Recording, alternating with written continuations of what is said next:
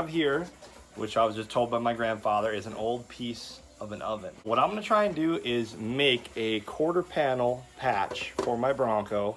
This is not the be all end all perfect way to do this, but considering the condition of the truck, I think that it'll make it look a little bit better. It'll keep those seatbelt mounts and the seatbelt itself from getting wet. It'll help me keep all snow, dirt, grime, dust out. So I'm gonna show you what it's gonna take for me to bend, section, and cut this thing to make a at-home patch panel for my Bronco II. So now something you wanna consider when you're using something that's not necessarily designed for patching is, I can't promise this is gonna last forever, but I think for the meantime, or at least for the next couple years, with a little bit extra rust proofing, it'll work out nicely. One really nice thing about this old stove panel is that it already has this 90-degree lip on it. So what I'm gonna try and do is I wanna orientate this lip right here with the original body seam crease for the door. The way it's gonna curve to the actual body panel up into the wheel well. So I'm gonna take this 90-degree lipped edge and I'm gonna put it inside of this crease right here.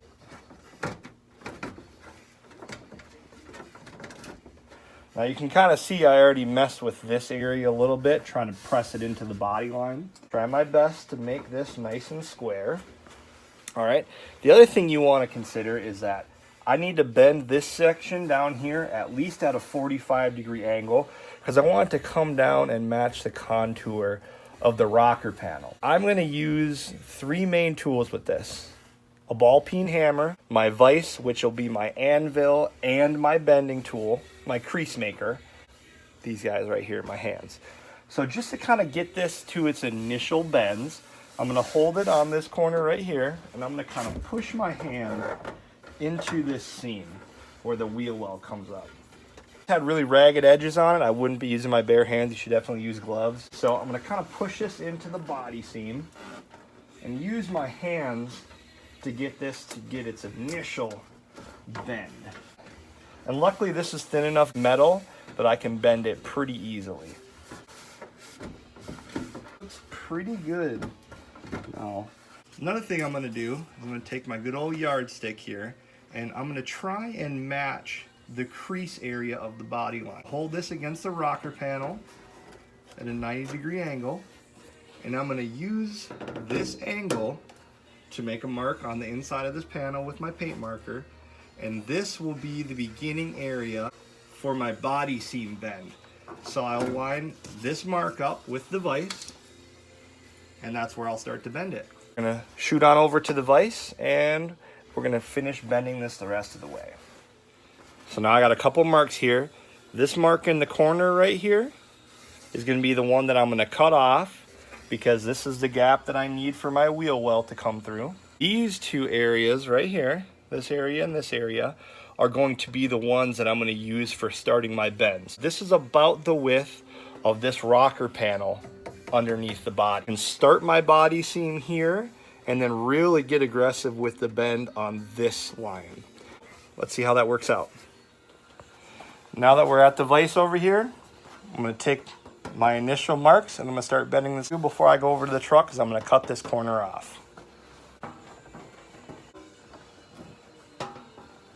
The event that your mark is a little too deep on your piece of metal, say you can't get the vise to clamp on there, use a couple pieces of old 2x4 or 2x6 to extend your jaws a little bit. You can start bending on this edge wherever you crimp it inside the vise.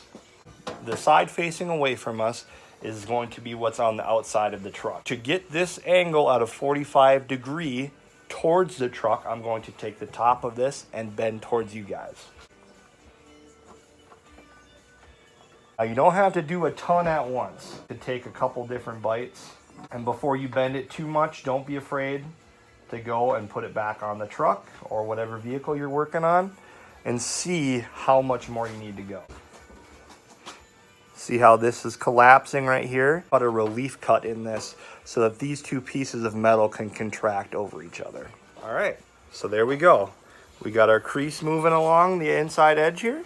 Cut a relief cut right here, and then I will straighten these two pieces out so that they can overlap over each other, just kind of like a scissor. Now what we're gonna do is cut our section that's going to go where the wheel well is off. So that way we can actually have our sections meet up and have enough space for the radius of the wheel well.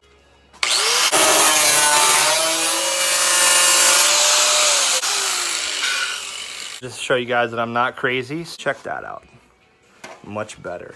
Like I said, what it does is it gives that the ability to overlap those two pieces so you get a much smoother looking angle. And I'll clean that up a little bit more before the final product, but that'll be good enough to set it up on the truck now. See what we got. It up pretty good actually. It's following the body contours pretty well. It's coming all the way down and matching our rocker panel. I'm pretty jacked on that.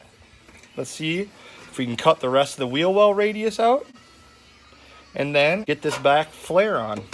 Stay tuned.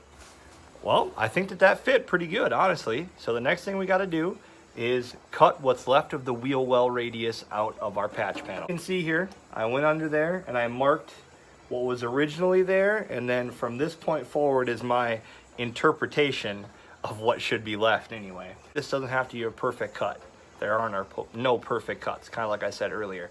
But the rest of this will be covered by that fender flare. So I would like this radius to be as close as possible, but I'm gonna follow this radius the best that I can with the cutting wheel, and that should allow me to at least get it good enough that I can cover it up so no one else has to see.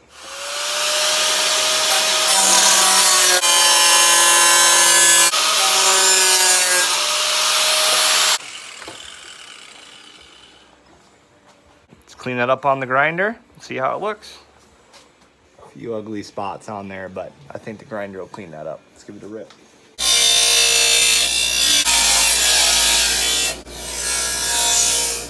I don't know about you guys, but I mean, it's not a completely perfect radius here, but I'd say that almost looks factory. Not too bad for a piece of old oven.